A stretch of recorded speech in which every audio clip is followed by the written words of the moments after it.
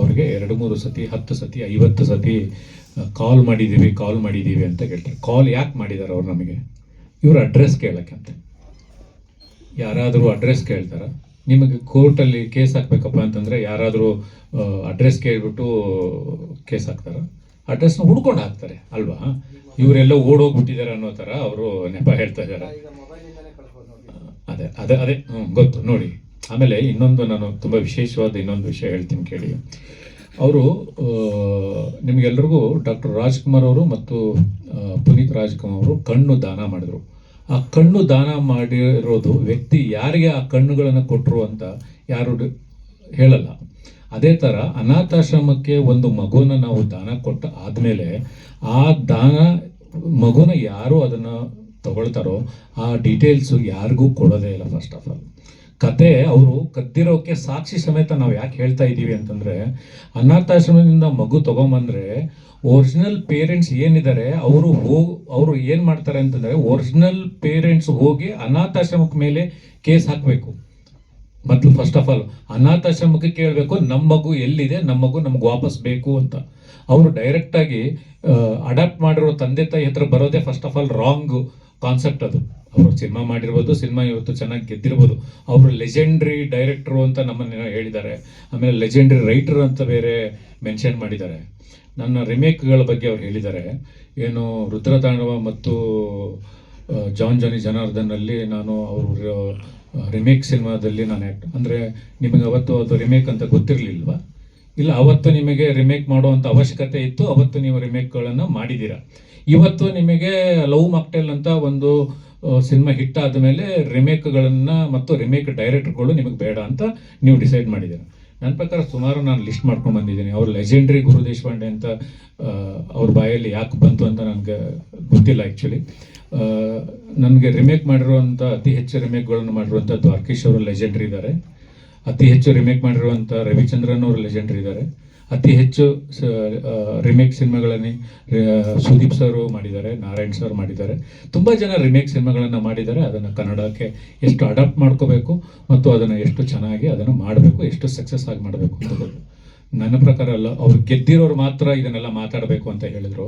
ನನ್ನ ಮೋಸ್ಟ್ಲಿ ರಾಜಾಹುಲಿ ಒಂದು ಸಿನಿಮಾದ ಕಲೆಕ್ಷನು ಮತ್ತು ಅದು ಗಳಿಕೆ ಆಗಿರೋ ದುಡ್ಡು ಇವರು 3 ಸಿನಿಮಾ ಸೇರಿದ್ರೂ ಆಗಲ್ಲ. ಆ ಸಿನಿಮಾ 2013 ನಾವು ರಾಜಾಹುಲಿ ಮೂಲಕ ನಾವು ಅಷ್ಟು ದೊಡ್ಡ ಸಕ್ಸಸ್ ಕೊಟ್ಟಿದ್ದೀವಿ. ಸಕ್ಸಸ್ ಕೊಟ್ಟಿರೋರು ಮಾತ್ರ ಇದನ್ನು ಮಾತಾಡಬೇಕು ಅಂತ ಅವರು ಹೇಳಿದ್ದಾರೆ. ಇನ್ನೊಂದು ಅವರು ತುಂಬ ದೊಡ್ಡ ಅಲಿಗೇಷನ್ ಇದು ಇದು ಇದು ನನ್ನ ಹೆಂಡತಿ ತುಂಬ ನೋವಾಗುತ್ತೆ.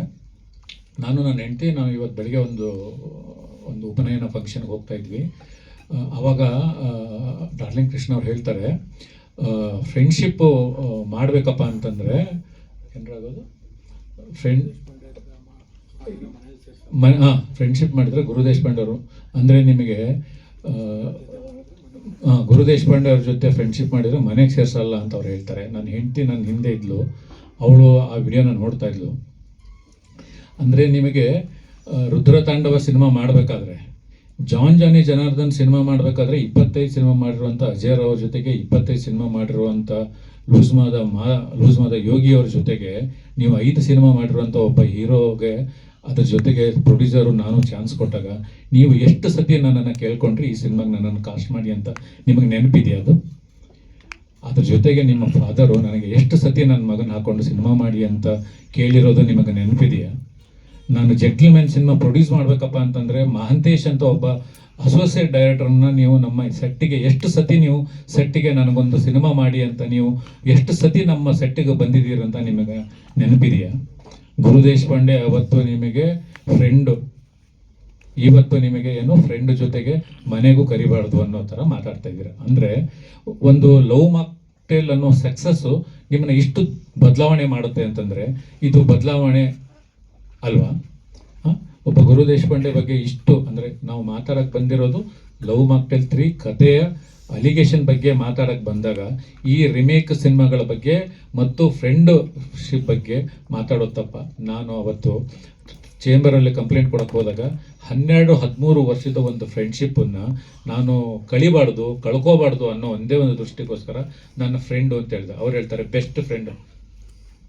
ನೀವು ಲವ್ ಮಾಕ್ಟೇಲ್ ಸಿನಿಮಾ ಸಕ್ಸಸ್ಫುಲ್ ಆಗೋವರೆಗೂ, ರೌದ್ರ ತಾಂಡವದಿಂದ ಹಿಡಿದು ಲವ್ ಮಾಕ್ಟೇಲ್ ಸಕ್ಸಸ್ ಆಗೋವರೆಗೂ ಫೋನ್ ಕಾಲ್ ಲಿಸ್ಟ್ನ ತೆಗೆದು ನಾಳೆ ನಾನು ಮೀಡಿಯಾದವ್ರು ಕೊಡ್ತೀನಿ. ಅತಿ ಹೆಚ್ಚು ಕಾಲು ನೀವು ನನಗೆ ಮಾಡಿದ್ದೀರಾ, ನಾನು ನಿಮಗೆ ಮಾಡಿದ್ದೇನೆ ಅಂತ ಪ್ರೂವ್ ಮಾಡ್ತೀನಿ. ಯಾರು ನನಗೆ ಕಾಲ್ಗಳನ್ನ ಹೆಚ್ಚು ಮಾಡಿದ್ದೀರಾ, ರುದ್ರತಾಂಡವ ಸಿನಿಮಾದಿಂದ ಹಿಡಿದು ಲವ್ ಮಾಕ್ಟೇಲ್ ಸಕ್ಸಸ್ ಆಗೋವರೆಗೂ ಇನ್ಕಮಿಂಗ್ ಕಾಲು ಮತ್ತು ಅತಿ ಹೆಚ್ಚು ಕಾಲಲ್ಲಿ ಮಾತಾಡಿದ್ದು ನೀವು ಜಾಸ್ತಿ ಮಾತಾಡಿದ್ದೀರಾ, ನಾನು ಜಾಸ್ತಿ ಮಾತಾಡಿದ್ದೇನೆ ಅಂತ ಮೀಡಿಯಾಗೆ ನಾನು ಪ್ರೂಫ್ ಸಮೇತ ನಾನು ನಾಳೆ ಪ್ರೂವ್ ಮಾಡ್ತೀನಿ. ನಿಮಗೆ ಸಕ್ಸಸ್ ಆದಮೇಲೆ ನಿಮಗೇನೋ ಏರಿದೆಯಾ, ತಲೆಗೇರಿದೆಯಾ? ನಾನು ನಿಮ್ಮ ಪರ್ಸ್ನಲ್ ವಿಷಯಗಳನ್ನು ಸಾಕಷ್ಟು ಮಾತಾಡ್ಬೋದು, ಆದರೆ ನಾನು ಪರ್ಸ್ನಲ್ ವಿಷಯಗಳನ್ನು ಸಾಕಷ್ಟು ಮಾತಾಡೋಕ್ಕೆ ಇಲ್ಲಿ ಬಂದಿಲ್ಲ. ಎಲ್ರಿಗೂ ಒಂದು ಫ್ಯಾಮಿಲಿ ಅನ್ನೋದೊಂದಿರುತ್ತೆ, ಎಲ್ರಿಗೂ ಮಕ್ಕಳಿರ್ತಾರೆ, ಎಲ್ರಿಗೂ ಅಪ್ಪ ಅಮ್ಮ ಅನ್ನೋದಿರುತ್ತೆ. ಜೀವನದಲ್ಲಿ ಎಲ್ಲೋ ಒಂದು ಸಣ್ಣ ತಪ್ಪುಗಳನ್ನು ನಾವು ಮಾಡಿರ್ತೀವಿ, ಹಂಗಂತ ಯಾವಾಗಲೂ ಹಂಗೆ ಇರೋದಿಲ್ಲ. ಇವತ್ತು ನನ್ನ ಹೆಂಡತಿ ಆ ಕ್ವಶನ್ ಕೇಳಿ ನನ್ನ ಹಿಂದೆ ಇದ್ದಾಗ ನನಗೆ ಎಷ್ಟು ನೋವಾಗಿರ್ಬೋದು ನನ್ನ ಮಗನ ಜೊತೆಗೆ, ನನ್ನ ಹೆಂಡತಿ ಜೊತೆಗೆ. ನಾವು ಬಂದಿರೋದು ಇಲ್ಲಿ ಓನ್ಲಿ ಲವ್ ಮಾಕ್ಟೇಲ್ ಕಥೆಯ ಬಗ್ಗೆ ಮಾತ್ರ ಮಾತಾಡೋಕ್ಕೆ ನಾವು ಇಲ್ಲಿವರೆಗೂ ಬಂದಿರೋದು ಹೊರತು ಬೇರೆ ಯಾವ ವಿಷಯ ಮಾತಾಡೋಕ್ಕೂ ಇಲ್ಲಿಗೆ ಬಂದಿಲ್ಲ. ನಾನು ಅವರಿಗೆ ವಾಯ್ಸ್ ಮೆಸೇಜ್ ಸಮೇತ ಕಳಿಸಿದ್ದೀನಿ. ಆ ವಾಯ್ಸ್ ಮೆಸೇಜು ಅವ್ರ ಹತ್ರ ಇದೆ. ಅವ್ರು ಕಳಿಸಂದ್ರೆ ನಾಳೆ ಎಲ್ರಿಗೂ ಕಳಿಸ್ತೀನಿ. ನಾನು ಏನು ಹೇಳಿದ್ದೀನಿ ಅಂದರೆ, ನನಗೆ ಈ ಏನು ಅಲಿಗೇಷನ್ ಇದೆ ಇದರಿಂದ ಪ್ರಮೋಷನ್ ಬೇಡ, ಇದರಿಂದ ದುಡ್ಡು ಬೇಡ. ನಾನು ಕೇಳ್ತಾ ಇರೋದು, ಒಬ್ಬ ರೈಟ್ರಿಗೆ ವ್ಯಾಲ್ಯೂ ಕೊಡಿ. ಒಬ್ಬ ರೈಟ್ರು ಕತೆ ಮಾಡಿದ್ದಾನೆ, ಅದಕ್ಕೆ 8 ತಿಂಗಳು 10 ತಿಂಗಳು ಅವನು ಶ್ರಮ ಹಾಕಿದ್ದಾನೆ, ಅದಕ್ಕೋಸ್ಕರ ಅವನಿಗೆ ನೀವು ಬೆಲೆ ಕೊಡಿ ಅಂತ ನಾನು ನಿಮಗೆ ಕೇಳಿದ್ದು. ಅದಾದ ಮೇಲೆ ಇವರು ತಡ್ಕೊಳ್ಳದೆ ಇವರು ಒಂದು ಫೇಸ್ಬುಕ್ಕಲ್ಲಿ ಪೋಸ್ಟ್ ಹಾಕಿದರು. ಅದಾದಮೇಲೆ ಅವ್ರ ಫ್ರೆಂಡ್ಸ್ಗಳು ಮತ್ತು ಅಲ್ಲಿರುವಂಥ ಎಲ್ಲ ಕಮೆಂಟ್ಸ್ಗಳಿಗೆ ನೋಡಿಕೊಂಡು ಇನ್ನೊಂದು ಪೋಸ್ಟ್ ಹಾಕಿದರು. ಅದಾದಮೇಲೆ ಚೇಂಬರ್ಗೆ ನಾನು ಹೋಗಿದ್ದು ಒಂದೇ ಒಂದು ಕಾರಣ, ಯಾಕೆ ಅಂತಂದರೆ ಚೇಂಬರು ಇರೋದು ಏನು ಅಂತಂದರೆ, ಒಂದು ಪ್ರೊಡ್ಯೂಸರು, ಡಿಸ್ಟ್ರಿಬ್ಯೂಟ್ರು ಮತ್ತು ಎಕ್ಸಿಬಿಟರ್ಗೆ ಅಂತ ಪ್ರೊಡ್ಯೂಸರು, ಈ 3 ಸೆಕ್ಟರ್ಗೋಸ್ಕರ ಚೇಂಬರು ವರ್ಕ್ ಮಾಡೋದು. ಆ ಕಥೆಯ ರೈಟ್ಸು ನಾನು ಪ್ರೊಡ್ಯೂಸರ್ ಆಗಿ ನನ್ನ ಜಿ ಸಿನಿಮಾಸಲ್ಲಿ ಇರೋದ್ರಿಂದ ನಾನು ಚೇಂಬರ್ಗೆ ಹೋಗಿ ಇವ್ರ ಜೊತೆಗೆ ಹೋಗಿ ನಾನು ಕಂಪ್ಲೇಂಟ್ ಕೊಟ್ಟೆ. ಅದು ಬಿಟ್ಟರೆ ನಾನು ಯಾವತ್ತೂ ಅವರು ಮಗು ಮೇಲೆ ಮತ್ತು ಅವ್ರ ಹೆಂಡತಿ ಮೇಲೆ ಪ್ರಮಾಣ ಮಾಡಿ ನಾನು ಕದ್ದಿಲ್ಲ, ನನ್ನ ಆತ್ಮಸಾಕ್ಷಿ ಇಲ್ಲ ಅಂತ ಹೇಳಿದಾಗ ನಾನು ಬಿಟ್ಬಿಟ್ಟೆ. ಆಯಿತು ಬಿಡಿ, ನಿಮ್ಮ ಆತ್ಮಸಾಕ್ಷಿ ಇದು ಒಪ್ಕೊಳ್ಳಲ್ಲ ಅಂತಂದರೆ ಬಿಟ್ಬಿಡಿ ಅಂತ ನಾನು ಬಿಟ್ಬಿಟ್ಟೆ. ಅದಾದಮೇಲೆ ಇವರಿಗೆ ಫೋನ್ ಮಾಡಿ ಕಾಲ್ ಹೇಳ್ತಾರಂತೆ, ಗುರು ದೇಶಪಾಂಡೆ ನಿಮಗೆ ಕುಮ್ಮಕ್ ಕೊಟ್ಟಿದ್ದಾರೆ. ನನಗೇನು ಅದರ ಅವಶ್ಯಕತೆ ಇದೆ ಕುಮ್ಮಕ್ ಕೊಡುವಂಥದ್ದು? ರೈಟರು 8 ತಿಂಗಳು ಕಷ್ಟಪಟ್ಟಿದ್ದಾರೆ, ಅವ್ರದ್ದು ಒಂದು ಕತೆ ಹೋಯ್ತಲ್ಲ ಅಂತ ಆ ನೋವಲ್ಲಿ ಅವರು ಹಾಕಿದ್ದಾರೆ. ಇಷ್ಟೇ ಆಗಿರೋದು.